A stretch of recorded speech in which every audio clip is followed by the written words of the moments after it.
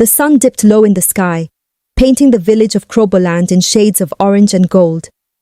The air buzzed with excitement as the villagers prepared for the grandest wedding they had ever seen. Akwa, the most beautiful woman in the village, was to marry Kofi, the chief's son. It was a union everyone had anticipated for months, and the entire village was eager to celebrate. In a small, well-decorated hut, Akwa sat before a mirror, her heart fluttering with both excitement and fear. Her mother, Opanyin Mensa, stood behind her, carefully weaving colourful beads into Akwa's thick, dark hair.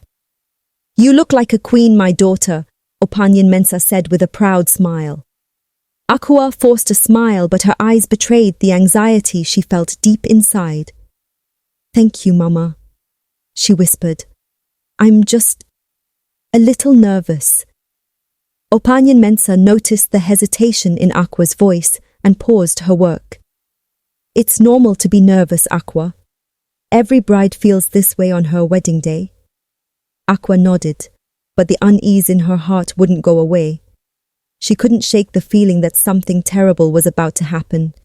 For years, she had kept a secret that not even her mother knew, a secret that could ruin everything.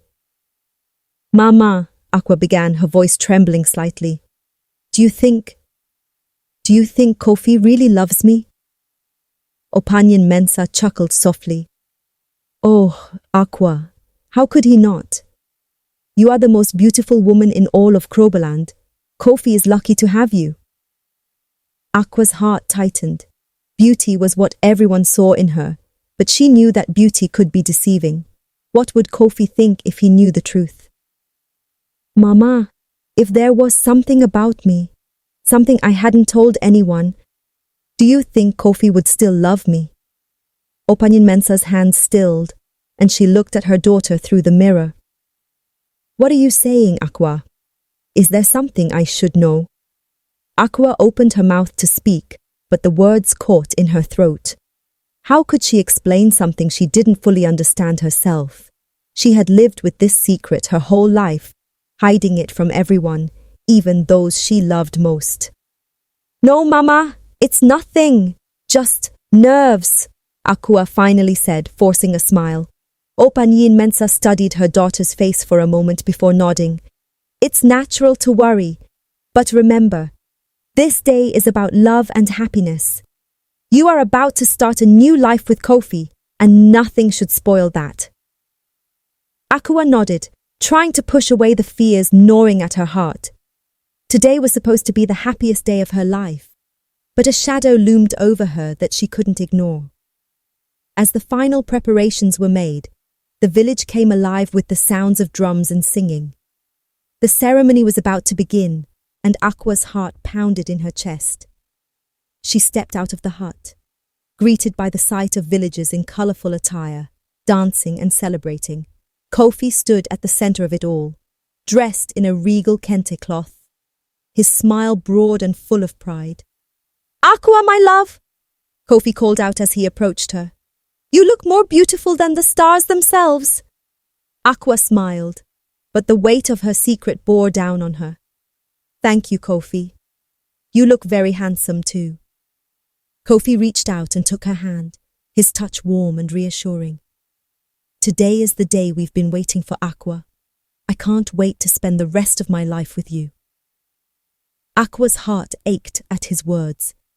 She wanted nothing more than to be the wife Kofi deserved, but she knew that was impossible. Still, she held on to hope that maybe, just maybe, they could have a happy life together. The ceremony began, and the village elder, Nana Kwame, stepped forward to bless the union. He raised his arms to the sky, calling on the gods to witness the marriage and grant the couple eternal happiness. "May your love be as strong as the roots of the baobab tree," Nana Kwame intoned, his voice deep and resonant. "And may your union be blessed with many children and prosperity." The villagers cheered, and Akwa felt a momentary surge of happiness. Maybe it would be all right. Maybe the gods would protect them from whatever was coming. As the ceremony continued, Akwa's mother watched her daughter closely. There was something different about Aqua today, something that made her uneasy. Opanyan Mensah had always known her daughter was special, but she had never pried into the secrets Aqua kept. However, today, on her wedding day, she couldn't shake the feeling that something was wrong. Aqua, Opanyan Mensah whispered as she approached her daughter during a break in the festivities. Are you sure everything is all right? Aqua looked at her mother, her eyes wide with worry. Mama, I don't know. I feel like something terrible is going to happen. Opanyan Mensah frowned, her heart tightening with concern. What do you mean, Aqua? What's wrong? But before Aqua could respond, the drums sounded again, signaling the start of the next part of the ceremony. Kofi took her hand, and they stepped forward together, preparing to exchange their vows. As they stood before the village elder, Aqua's heart raced. She repeated the vows as required, but her mind was elsewhere, swirling with fear and uncertainty. When it was Kofi's turn, he spoke with such confidence and love that Aqua almost believed everything would be fine. But deep down she knew the truth. The serpent inside her was stirring, and she didn't know how much longer she could keep it at bay. As the sun set and the sky darkened, the village erupted into celebration. The air was filled with music, laughter, and the smell of roasted meat. Aqua danced with Kofi, trying to lose herself in the joy of the moment.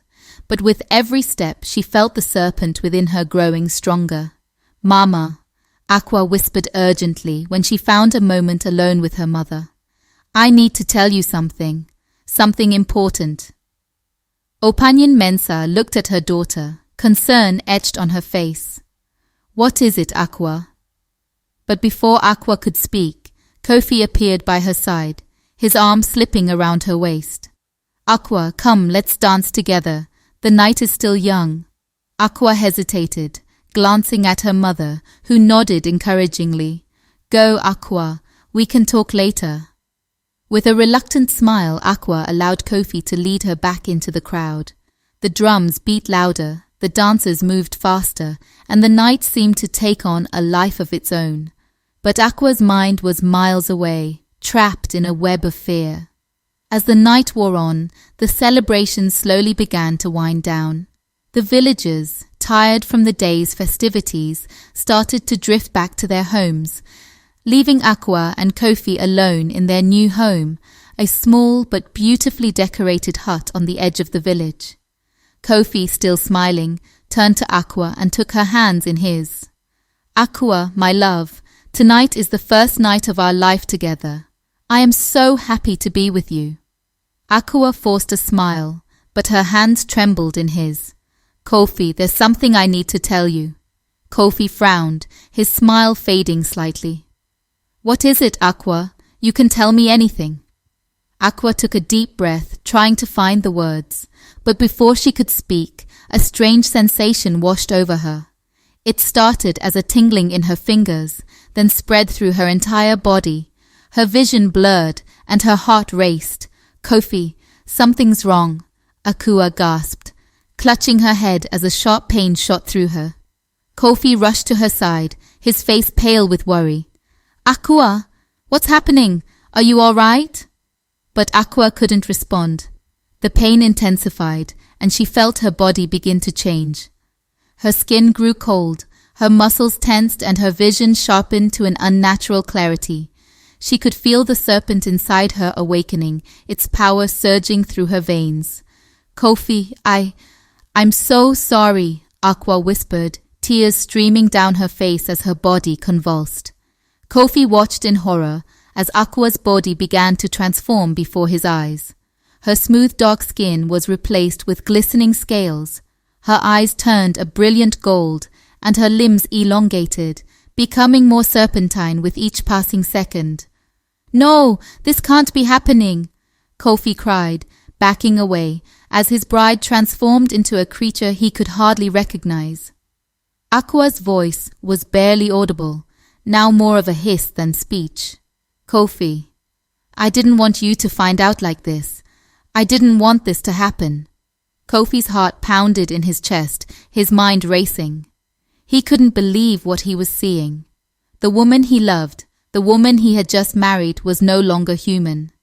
She was something else entirely, a snake spirit. "Kofi, please don't leave me," Akua pleaded, her voice filled with desperation. "I didn't want this, I swear." But Kofi was paralyzed with fear. How could he stay with her? How could he love a creature that wasn't even human? Akua slithered towards him, reaching out with her transformed hands, but Kofi recoiled. "Stay away from me," he shouted, his voice trembling. "Kofi, please." Akua sobbed, her golden eyes filled with pain. "I'm still the same person inside. I'm still Akua." But Kofi shook his head, tears streaming down his face. "No, you're not. You're a monster." Those words cut through Akua like a knife.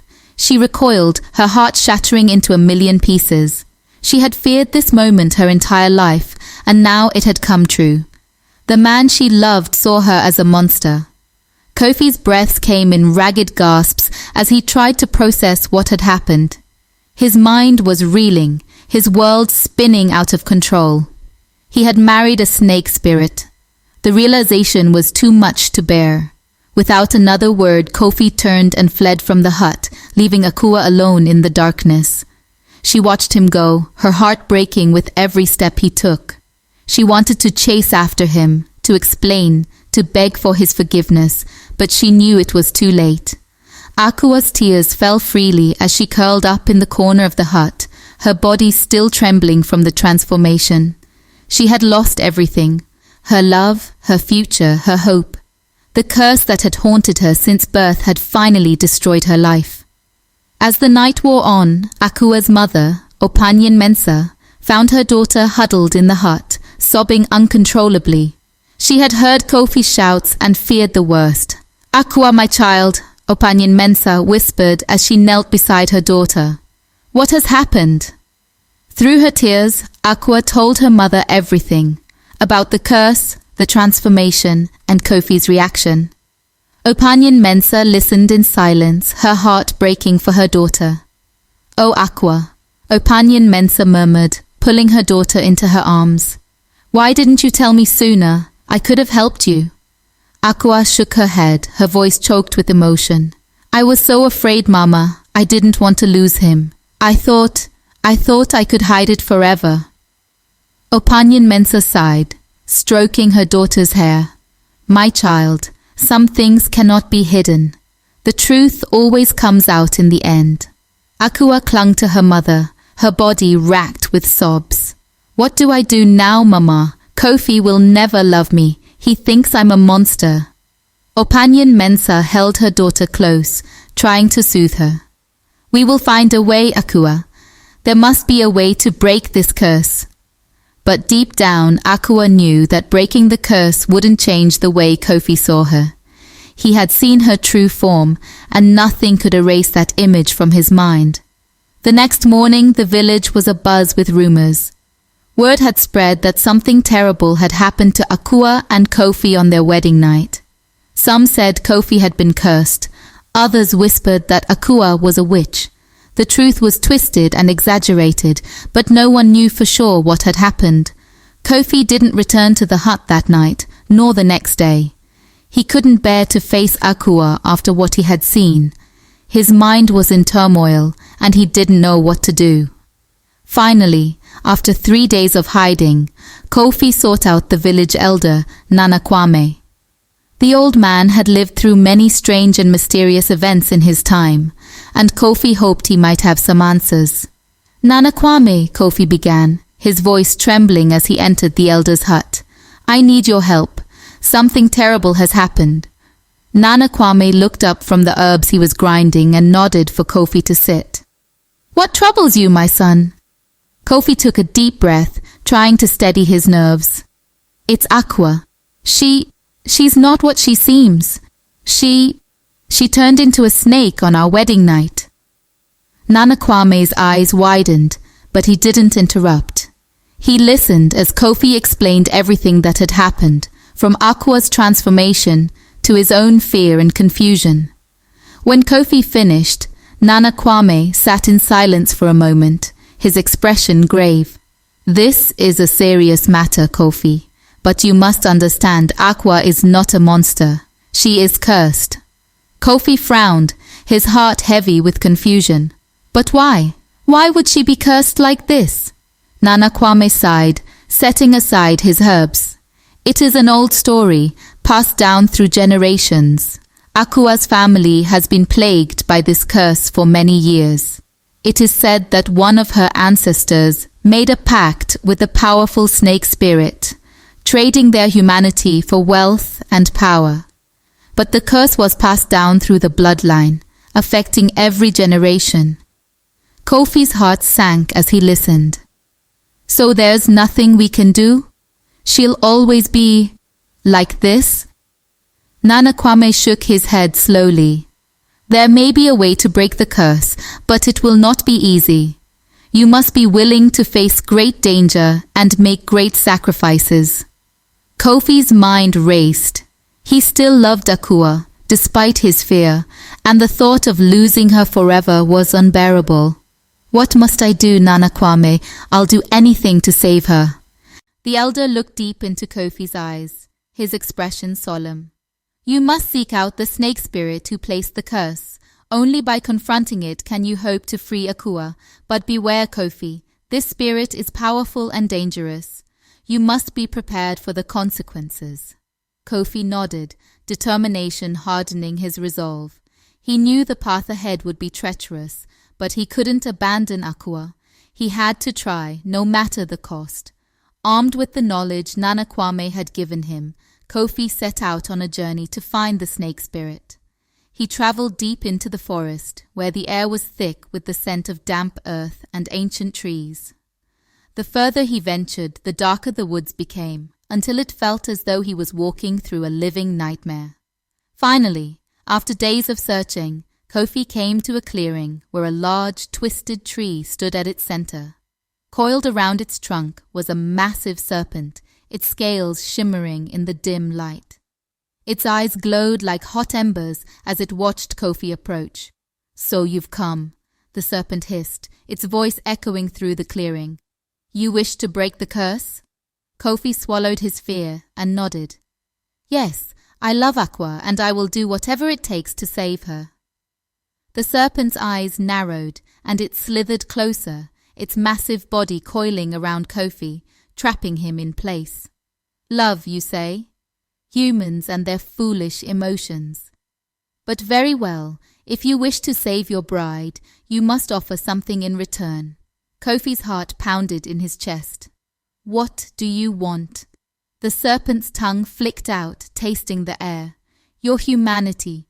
You will become like me, a creature of the night, bound to the earth. Only then will I lift the curse." Kofi's blood ran cold. He would have to give up everything, his life, his future, his very soul, to save Akua. But as he thought of her, of the love they shared, he knew he couldn't abandon her. Not now, not ever. "Very well," Kofi said, his voice steady despite the fear gnawing at his heart. "I will do it." The serpent's eyes gleamed with satisfaction. "So be it." With that, the serpent struck, its fangs sinking deep into Kofi's flesh. Pain seared through his body as the transformation began. His skin darkened, turning rough and scaly, his limbs twisted and contorted, his vision blurred as his eyes became like the serpent's, cold, calculating and unfeeling. When the transformation was complete, Kofi was no longer a man. He was a serpent, bound to the earth, cursed to live out his days in the darkness of the forest. But as the last of his humanity slipped away, a small, fragile hope remained in Kofi's heart. He had sacrificed everything for Akua, and in doing so, he had broken the curse. Back in the village, Akua felt the change immediately. The serpent within her faded, replaced by warmth and light. Her body returned to its human form, and for the first time in her life, she felt truly free. But with that freedom came a deep, aching loss. Kofi was gone, and she knew he would never return. He had given everything for her, and now she would have to live without him. Tears streamed down Akua's face as she realized the price of her salvation. She was free, but she was alone. In the forest, Kofi slithered through the underbrush, his mind a haze of memories and emotions. He had lost everything, his life, his love, his humanity. But in his heart, he knew he had done the right thing. For love, he had sacrificed everything. If you like this story, don't forget to show some love by hitting the like and subscribe button. Until next time.